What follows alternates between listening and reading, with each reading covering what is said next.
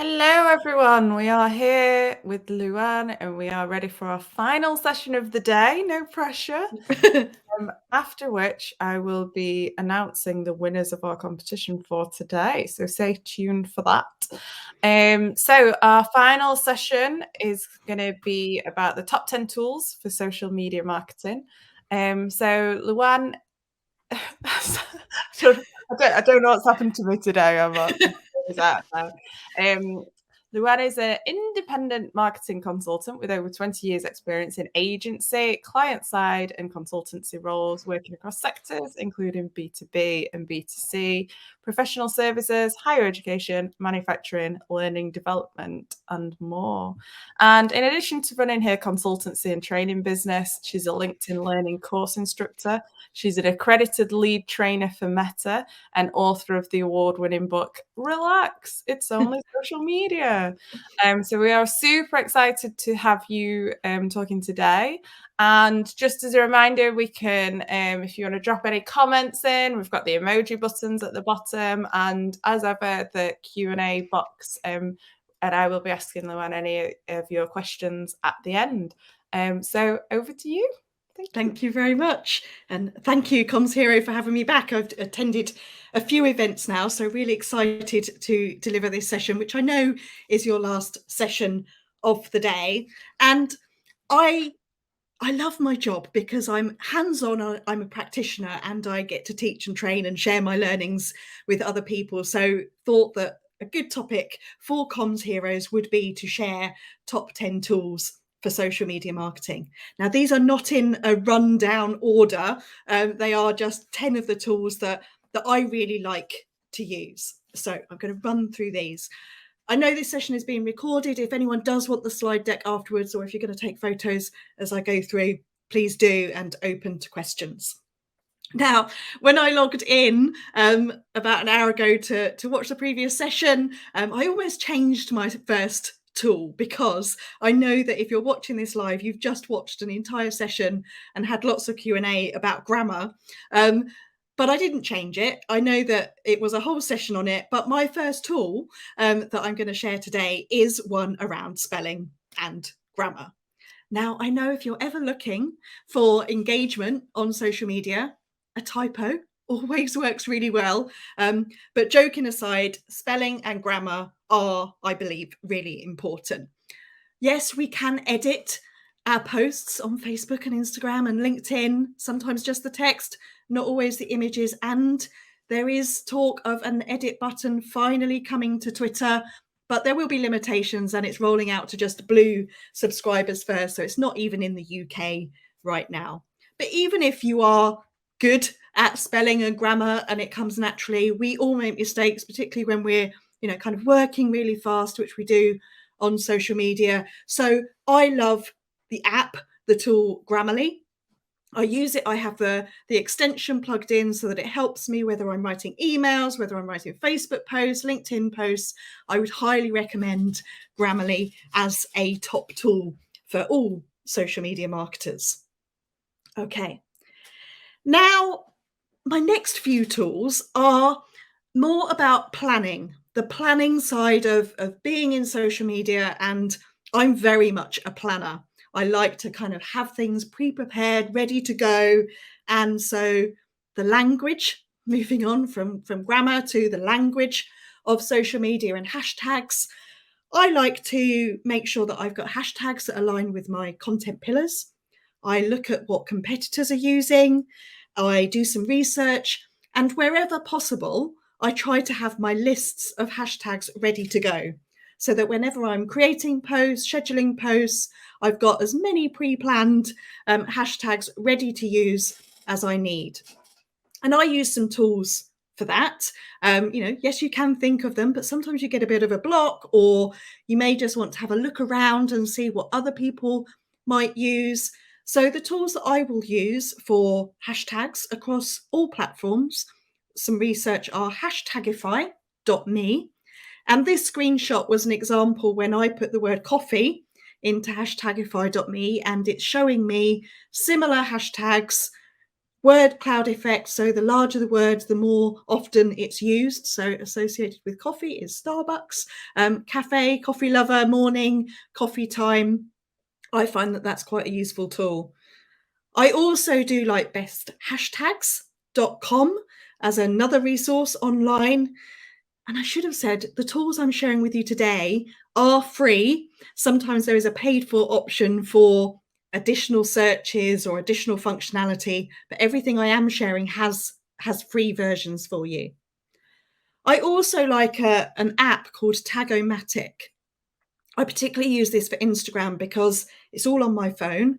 I can put in a word, like I've done coffee there, select some other hashtags that are similar around the topic, and then literally kind of copy them to a clipboard and paste them over into my posts. So doing some hashtag research when you're preparing your campaigns, working alongside your content pillars, just saves time in the day-to-day. Yes, you may often need day-to-day hashtags, but do a bit of research, and there's 3 tools that I'm recommending. So actually I've got more than 10 today, but I've grouped them under headings. Now, one of my favorite tools, and I'd love to know in the chat if any of you have used this, and it's not just because of the name, it is called Follower Wonk. It's a tool by Moz. Let me go to that slide. It's a tool by Moz, and there are 3 parts of Follower Wonk that I really like. Search bios, and these are tabs along the top of the tool when you go and have a look. Search bios, compare users, and analyze. This is for Twitter. Unfortunately, I haven't found similar tools for other platforms. So most of my research is often with tools for Twitter because the API is so open. And then I use those insights and those information for my content planning, insights, and take that across to other platforms. No, you're right. Don't get this name wrong. Search bios is great because you can search for keywords within people's Twitter bios. And you may do this for a number of reasons. You may do this with your brand name to see how many people have put your brand name in their Twitter bio. If I do this for universities that I work with, I sometimes come up with over 800 Twitter accounts that have the university institution's name in the Twitter bio. Of course, that will be a mixture of the university channels, the academics, students that studied there, etc. But it's a really useful tool to actually see who's putting certain words into Twitter bios. So I did a quick search last night as I wanted to make sure this is up to date to see how many people might have Comms Hero in their Twitter bio. And 132 people have put Comms Hero in their Twitter bio. And the great thing about Follower Wonk is that you can then filter and order by how many tweets those accounts have done. Not surprising, Comms Hero Twitter account comes top on that one, but Cheltenham Borough Council comes second in terms of account size on their following followers. So do have a look at that. Think about if you're ever trying to build your audience or identify people within an audience that have certain interests. I have done this before with keywords like coffee, if it was a coffee brand or things like that. Just a really useful tool. If you pay to upgrade, you would be able to download that as a CSV file and do some following from within the tool. The other tab I like on Follower Wonk is compare users. So for this one, again, we're still on Twitter. I compared my Twitter account @LuannWise with the Twitter account for @CommsHero. And actually, we have a very similar number of followers. There's only about 100 between us in terms of our account size. And what this is showing is that we actually, my followers and the Comms Hero followers, there's a slight overlap in the middle. We've got 682 followers in common. Now, not only is this just interesting, I use this for clients when I'm looking to see, do they have overlaps with their competitors? I may use this internally to see if there is overlaps in audiences between internal accounts within an organization. Sometimes there's really big overlaps in which case I've been able to use that as data insights to actually go, we might as well close that small circle one down, because there's such an overlap with the big circle. There's not enough of a unique audience for us to recognize that we need to be putting all our effort and time and energy into 2 Twitter accounts. Look, the data shows that we could probably close it down. Or competitor wise, you could say, we have this many followers right now. Our competitors have a similar profile because of the overlap or not. I'm going to go after their followers and see if I can, increase that overlap and know that I'm getting the right audiences. So hopefully there's just a few ideas there in terms of how you might be able to use this Venn diagram, but I've used it in so many presentations. And when you've got data to support, a reason to set up an account, what your competitors are doing, close accounts, these 2 circles do it for me every time. And then one of the other tabs on Follower Wonk is one called Analyze. And you can do this for any Twitter account. This doesn't just need to be for your own. I've just taken 2 snapshots of a report that will come up on the Analyze tab. And I did this for my own account. And this shows where my followers are in the world. And it also shows how the active time of my followers on Twitter too. So this is useful for me if I'm looking at my own account, but it's also useful again if I want to see what my competitors' audiences are like, whether they also have the same patterns in terms of times of day, and there's more information on that Analyze tab as well. So great for competitor insights, great for understanding your audiences, and a bit of planning as well. And yeah, we do love a bit of sneaky follower stealing. But if we've got the data and the reason to do it, it's a strategic insight, then I'm happy with those kind of tactics that come out of the side of it. So all of those so far, those counted as 3. Another Twitter tool that you may want to look at, and again, this is because Twitter is open, you can interrogate it, use it for insights about your own account and your competitor set. Twitonomy. These all have such great names, you're not going to forget them. Twitonomy, you log into Twitonomy through your own Twitter account. You connect it to it. And what happens then is you can put in any Twitter handle, your own, your competitor set, your friends, your family, and you get a really nice report. If you want to download the reports as a PDF, you can pay a flat fee of $20, which will give you access for a month. So I think for $20 to do a whole competitor audit is good value for money. This is just one part of the report that you see that shows on that Twitter account, who do they most retweet? Who do they most reply to? Who do they most mention? Which is great for some influencer insights and opportunities. I've got another influencer tool later, but also the hashtags they use the most on Twitter as well. So this is useful. Are they using branded hashtags? Are they getting involved in specific campaigns? What you would also see if you go to Twitonomy at the top of the report is their average tweeting numbers per day, which again is useful as a benchmark. You will also see some numbers around what percentage of their tweets are retweets. So again, if I'm doing any competitor benchmarking, I will actually use all of that data and say across the competitor set, we tweet 3.2 times a day, competitor 1 tweets 4.5, competitor 3 tweets 4.6. And again, I can then inform people and say, we're tweeting less than everyone else, or we're tweeting more, we do less retweets, etc., and have some insights from that.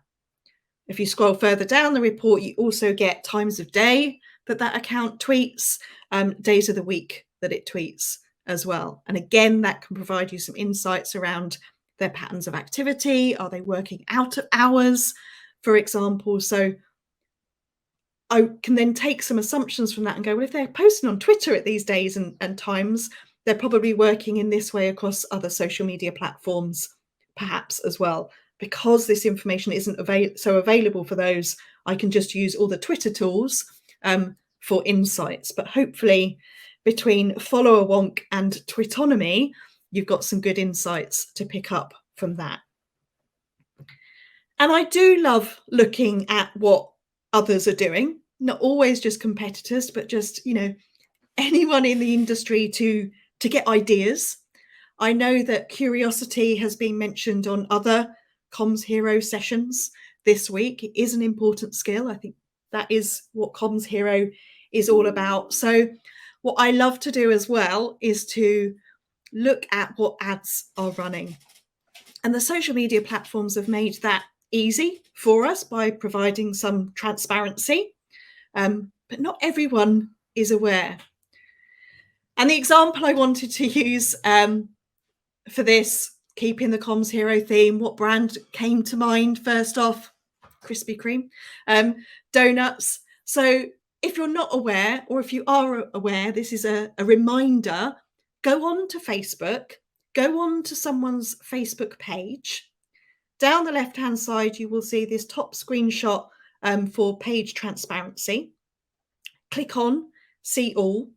You'll then get another box that pops up to tell you whether the page is currently running some ads or not.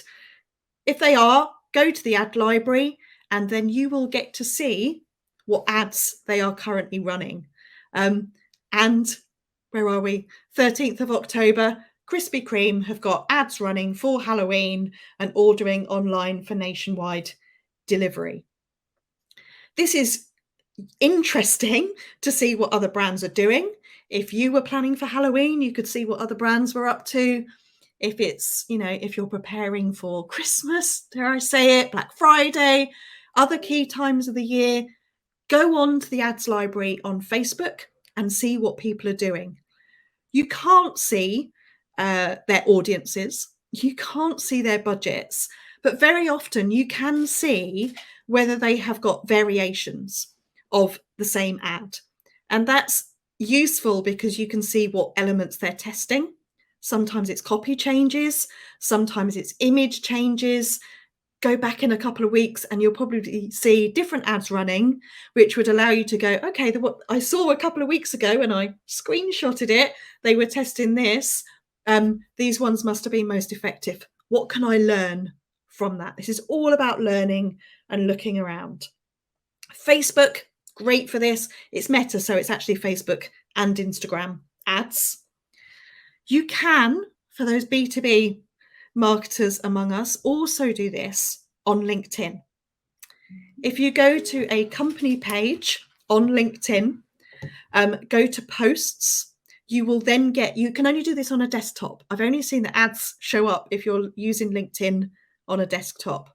But go to the company page, click on posts, and then you would see all images, videos, articles, documents, and ads. And again, you will see the ads that they are currently running or that they have run in the past. Useful insights.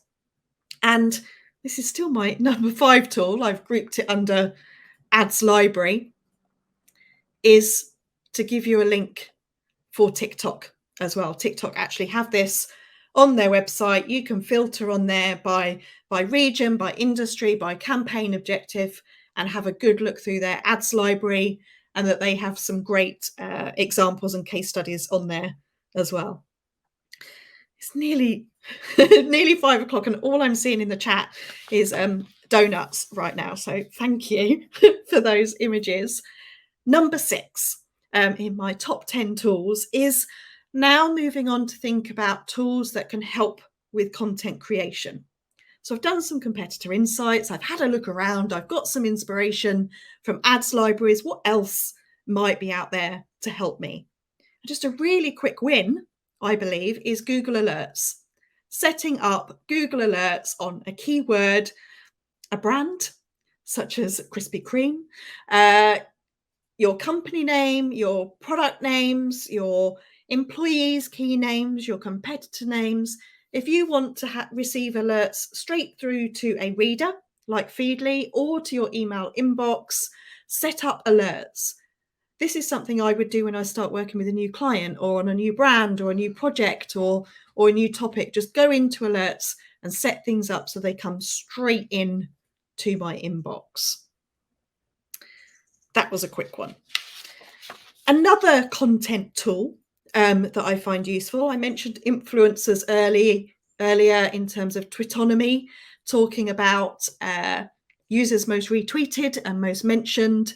A tool, you don't get too much on the free trial of this one, unfortunately, but if you are looking for who is talking about topics, if you are looking for influencers, trending, I would recommend the tool Sumo for content and influencers.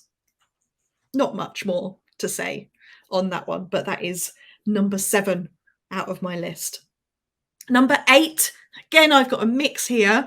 I think in every social media marketer's toolkit needs to be a scheduling tool. Yes, there are native scheduling options on Meta, Twitter, and it is coming soon to LinkedIn apparently as well.